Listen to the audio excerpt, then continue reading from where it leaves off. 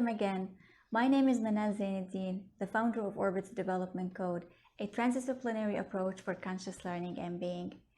If you are new to my content, I have been in the field of education for 21 years as a teacher, director, and now as a global consultant. Above all, I consider myself an active community member in the schools I worked in my network now, and surely within the circle of my family and friends. And when we think about these two types of communities, the professional and the personal, they are integral parts of a little dot on this world map, combined to other dots from other countries and other regions. We form all this beautiful canvas, beautiful planet Earth, the world we live in. And from this we say, there are no divisions, there are no separations. We are all one. All the disciplines are interconnected. We are interconnected, and above all, embedded in consciousness and being. That's what I speak about and write about when I think about education. To me, education is learning to be the best versions of ourselves. Education that is never limited to schoolwork and schooling. Education that is never separate from the real professional and personal world, and education that is never separate from us conscious beings. Welcome again. This video is related to the series Acts of Kind Attention, a series that I send in my monthly newsletter. And this in particular is related to the 12th of June, Child Labor Day 2021. Well, how is this series, Acts of Kind Attention, related to education and consulting? Well, when we speak about education, and when I particularly speak about conscious education and learning and also conscious consulting, I cannot disregard such global matters, these matters that are related to our core, to humanity. And when we really strive as schools and learning communities to have excellent schools, quality education, well-designed school improvement plans, curricula, pedagogy, assessment, and so on, well, we are not really accomplishing that when there are still children in any part of the world who are exploited, or by any means any one of our current children who may be exploited, even if the possibility is just a 0.01. And it is true that by educating children, we are already teaching them and helping them get a degree, and through this way we are reducing poverty. And the International Labor Organization noted in its final report that there was a drop in child labor from the year 2000, when it marked 246 million cases of child labor. This 246 million dropped to 152 million in 2016. But unfortunately, this is rising, and this actually rose again in 2020 to 160 million, and obviously due to the pandemic, to COVID-19. So we cannot but thank those officials and governments and organizations that are truthfully working to help reduce and even eliminate child labor. And but we all have a role to play, and we have to play that wisely.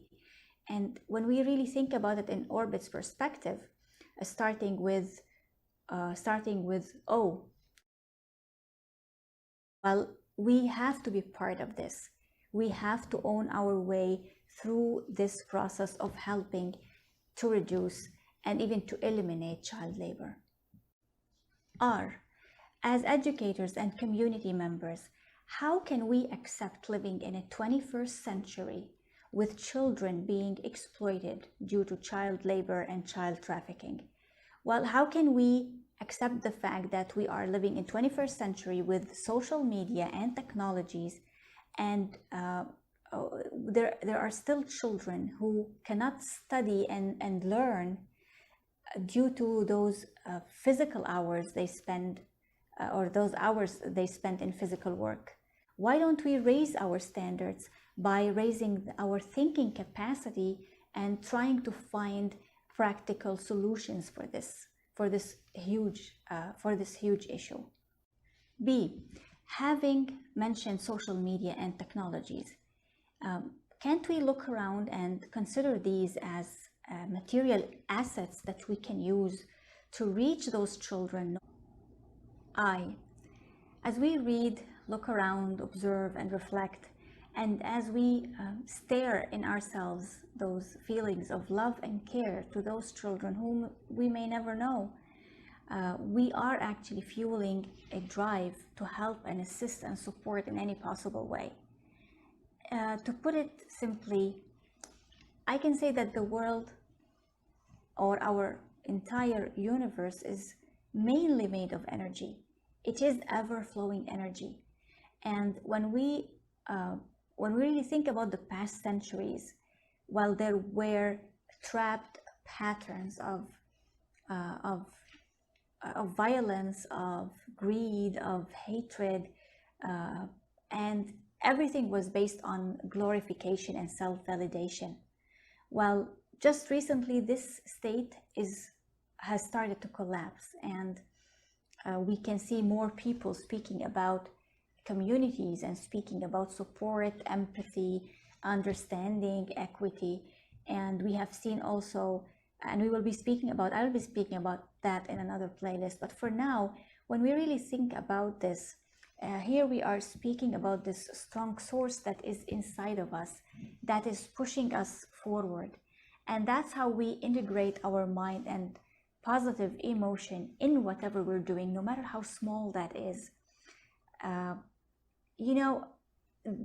Someone might say, well, it is more complicated than what we are saying right now. The world out there can be cruel and can be gruesome. And I do agree about that. It is like that in so many ways. But I mean, when we just stand here at this point, watching whatever is going around, and standing helpless, and even standing sometimes careless, because we don't want that to conflict with our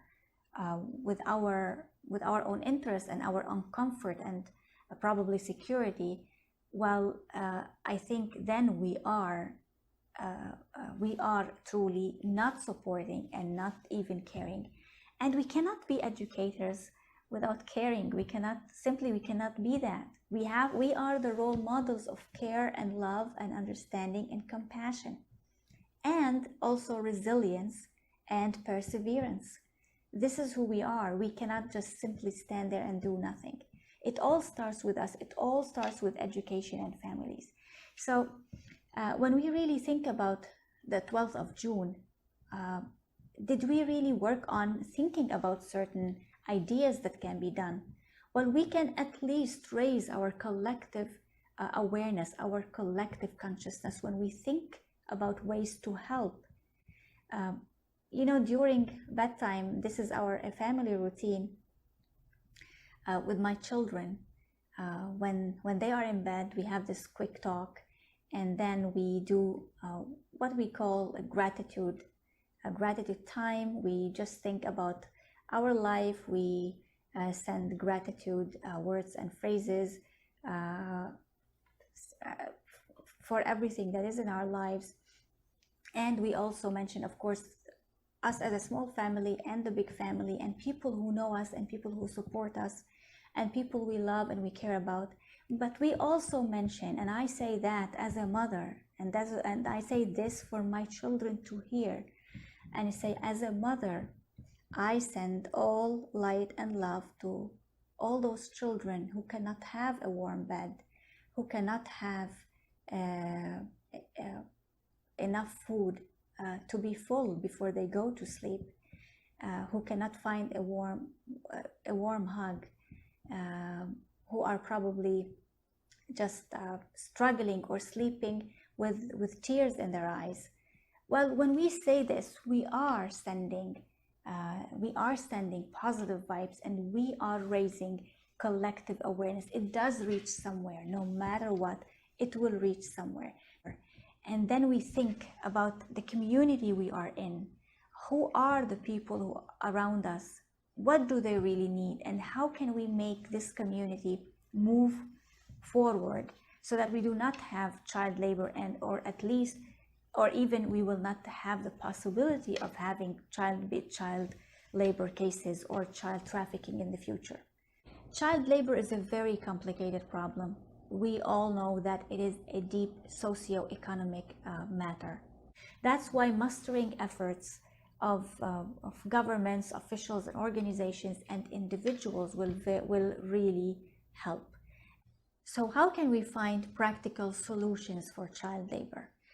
The International Labor Organization, the ILO, has been facilitating the implementation of an initiative for child labor during 2021, and it will end in December 2021, and it will incorporate individuals and stakeholders all working together to help fulfill that target. And the other target is ending child labor by 2025, and all this is in collaboration with the Sustainability Development Goals, the SDG 8.7 in particular.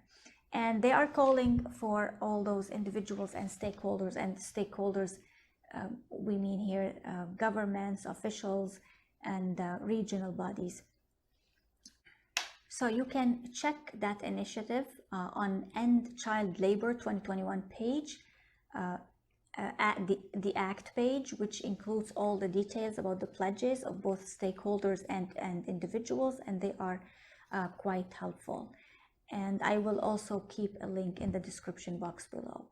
Well, what can be done to show our care and support for those children who are still being exploited in the 21st century? Sponsoring a child is a great idea to provide one child with the basics that can help him stay in school, and at least can help him stay within an organization in case the parents are not alive or are not able to afford sending him to school. Because sponsoring a child, even within the budget of a certain family, can really make a huge difference.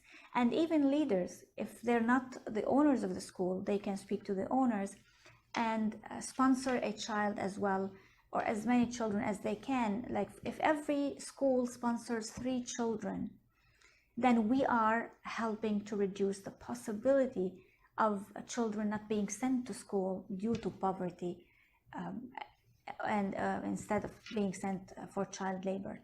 Now, volunteering to teach a child, also a teacher can do that. Volunteering to teach a child either online or in person also helps reduce child labor. 3 or 4 years ago, during our summer vacation in my homeland, Lebanon, I saw an 11 or 12-year-old Syrian refugee boy working at a butcher shop. And I remember that day he was mopping the floor. He was doing that so carefully. He was so focused. And I was told that he was such a bright child, very polite, very respected, and very loved by everyone within the community over there. And you know, just like everyone else, you just want to show your appreciation. So I thought to give him money, but then I thought to myself, well, probably I thought to give him money so that he would buy something he liked. But then I thought probably the parents, due to their condition, they might need the money to buy something else. We all know that in such cases, parents will, the last thing they will think about is buying toys for children, because there are more important things. But to me, I really wanted him to enjoy what children like to have, simply a toy. And I remember I bought for him a big Lego set, and I wrapped it with gift wrap, and I wrote a note on it. This is because I am very proud of you, because you show responsibility and commitment to what you do. And I am sure your parents are proud of you too. And I remember I went on another day to give him the gift. he was very happy, but he was also very reserved to show that. But that was such a sweet moment. You know, this boy, and the case of this boy is not like the child labor that we are talking about. It's just that he was sent to that job. His parents were alive, were already working, but I was told that they needed to increase their income, so that's why they sent the boy to do that job. And he was treated very well by the shop owners and by the community, all the customers.